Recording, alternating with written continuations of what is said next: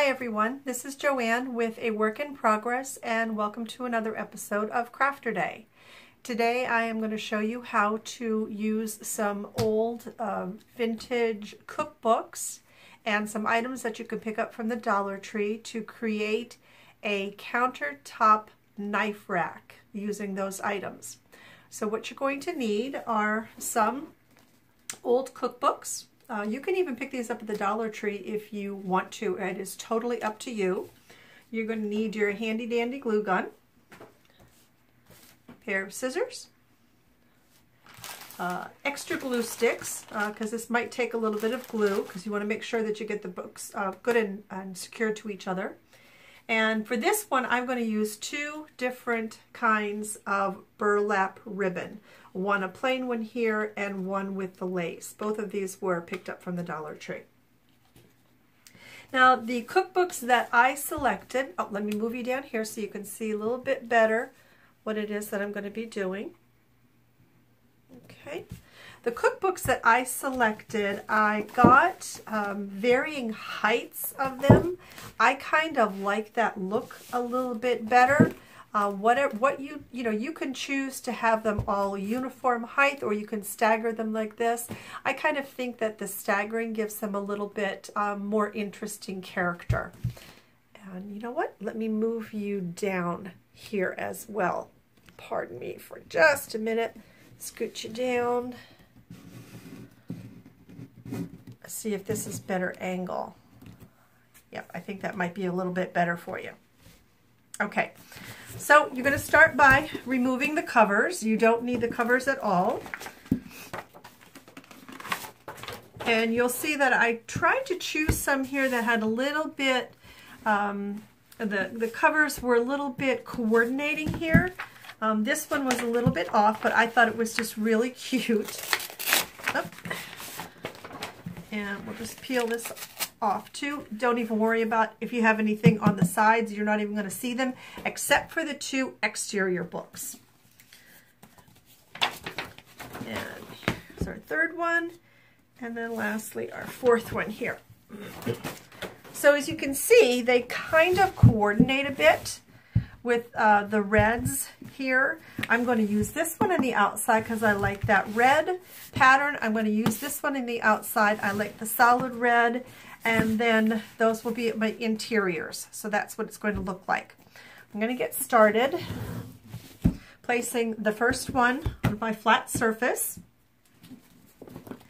This is going to be the next one here. So I'm actually going to take this one and put a generous amount of glue on it, because you really want these books to stick together nicely. There we go. And then just turn this on here, and I like to take it on the tabletop and make sure that they're flush on the bottom, and then just to adjust them a little bit here so that they're flush in the front as well. Okay, so those are your first two. Next one I'm going to use is the kind of colorful one here, and because this one is larger than the bottom one down here, I'm going to put the glue on this book here.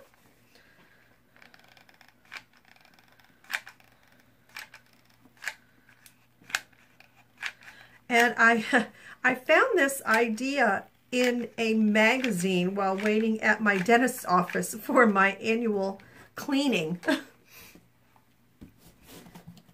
And we're going to place this one on top. Same idea. Turn it. Oh, goodness, that glue stuck quickly. Let go. Oh, my goodness. Wow. That glue stuck so fast. Okay. Good thing you don't have to, you will not see the inside of this. I'm going to remove this glue because my bottoms were not flush here.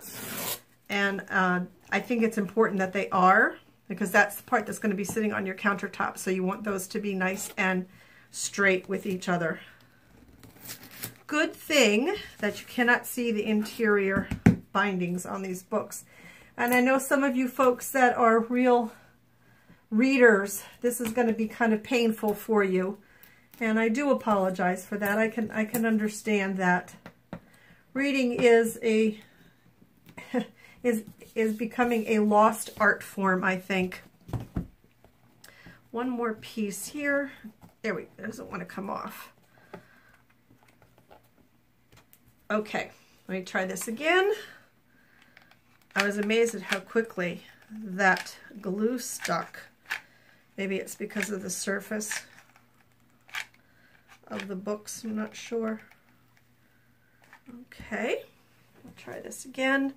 I'm actually going to stand this up this time and put those together. Make sure the fronts are flush. There we go. We've got 3 of them together. Lastly, we have this pretty red one here. And again, because this one is larger than the one underneath of it, I am going to be putting the glue on this piece here. And I'm already through about 1.5 glue sticks here, so it does take a good amount of glue.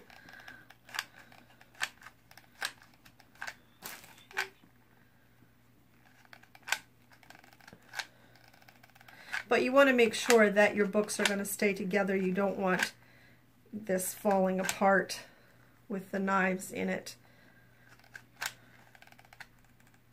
And we will be putting some burlap ribbon around it, which will help hold it as well.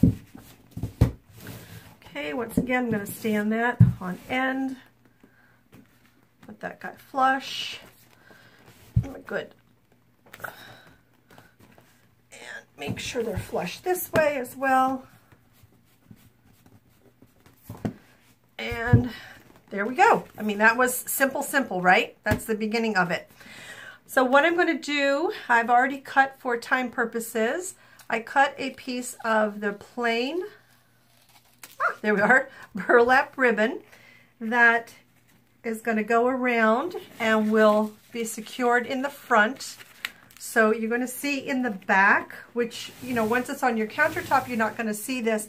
It actually doesn't hit all of the books back there, and that's okay. That's simply okay that it does that. So let me turn this. I'm trying to get the best angle for you here. I'm going to secure them together on this one book here. And I don't want to do it middle, maybe a little bit up there. Not quite the middle, as I want to give it some interest in where it lies. Oops. And I have my glue gun on a low setting so I can actually touch it and not burn the skin off of my fingers. I know we have all done that. If we have used a glue gun, it's inevitable that that happens, and that hurts. Okay, so we have that. We wrap it around here. Now, one thing I will tell you, you want to pull this kind of taut, but not so tight, because you want to be able to get some knives in these books, you know, inside of the pages here in your books. That is a mistake that I made with the very first one that I put together. I put this burlap ribbon on and I pulled it and I made it a little bit too tight. So that's one thing just to keep in mind while you're making yours. Okay, so I've got my ribbon where I want it here. And I'm going to take, you don't have to worry about this edge being raw because we're going to cover it up. We're going to make a little pretty little bow for it. Oh, put some glue here.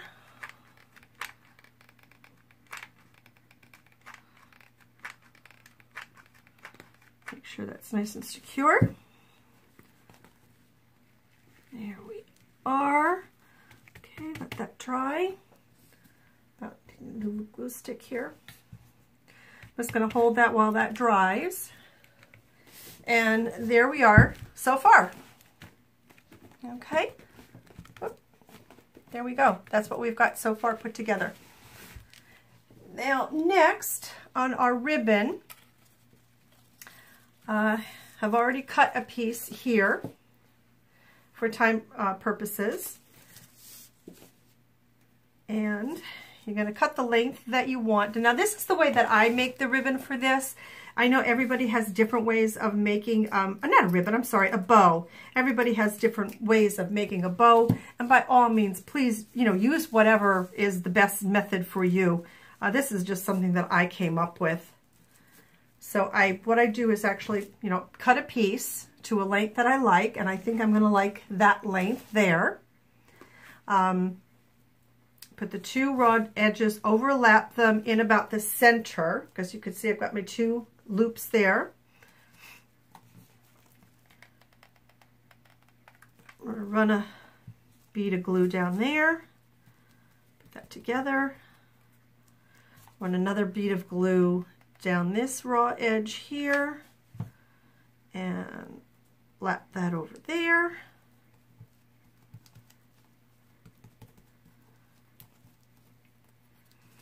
Now what I like to do with this is kind of crumple it up in the middle. I think it just gives it a kind of pretty look there. And then I will fluff those out in just a minute when I finish the centerpiece that I'm going to put. So I'm going to cut here a little bit wider because I'm going to double this over. So see what I'm going to do on this. I'm going to double that over just so it makes a nice clean outer piece like that. This is where it gets a little tricky, where having a third hand might be kind of beneficial. But take those together, then I take this piece here and wrap it around, and get my trusty glue gun again, and I'm going to put it glue right there, and this will require you to hold this down for a bit. I think I'm going to have to put more glue on it actually, because it didn't glue down where I wanted it exactly. Wrap. Oh, come on now. I got to squish that together a little bit more, I think. There we go. You can see the back of it, kind of see the back of it there under my fingers. Now, this is not, here we go. That's a little, yep, that's a little better. Okay, so put more glue here and wrap this piece around here and hold that down tightly until that sets. While that's setting, I can kind of fluff up my bow a little bit. I may need some more glue on that. Oh, I got enough on my fingers here, didn't I? Here we go. And I'm sure you all have much better, quicker, prettier ways to make a bow than this. Okay, so there is my bow. Now before I put it on here, I want to make the little, I don't know, whatever you want to call those little tails. Oh, there we go. I'm going to use this little piece here that I have. I like to cut the little V at the end. I just like the look of it. I'm going to cut, I should be showing you this, my apologies. There we go. Cut that little V. And then where's my other spool? Here's my other spool. Cut another little piece here. I also like to stagger the tail ends in their length. I think that gives it a kind of a nice look. Again, we're going to cut a V in here. And cut it there. How did I missed my mark here. There we are. Okay. So there's our two V's. So you can see it's going to they'll overlap a little bit, and I think it just gives it a nice look there. So let me see if I like that look. So kind of that will be how my bow goes once it's all finished. And for some reason I'm not liking I don't like the little piece for some reason. I'm going to keep it though, cut that straight across and find where I want to put my bow. So what we want to do is where we connected our ribbons here, we're going to camouflage that, cover it up with that. So go ahead and we'll put these two together with a bead of glue there. Press those together. Then run a bead of glue along the back of this and put that there. Yep, that's good because it covers up our line right under here where we met, where our burlap met. And I think I'm actually even going to put a little run down there. Oops. Glue stick down. There we are. Grab another one. And then, where am I going to place my bow? How does that look right there? Let me see. I think it's okay, but yeah, that's a little better because right there it's hiding all of the pieces of burlap ribbon that are underneath. So that's where I'm going to put it. So I'll give it a good generous amount of glue on the back here. Put it where I want it so all of my raw edges are hidden. Hold that on a bit till that dries. Then you can go back in when you're all finished and do some little touch-ups if they need to be done. Hide raw edges, puff out your bow, whatever needs to be done to make it look just right. And that is it. Take your knives. Let me move this up a little bit for you. Just take your knives, put them in there.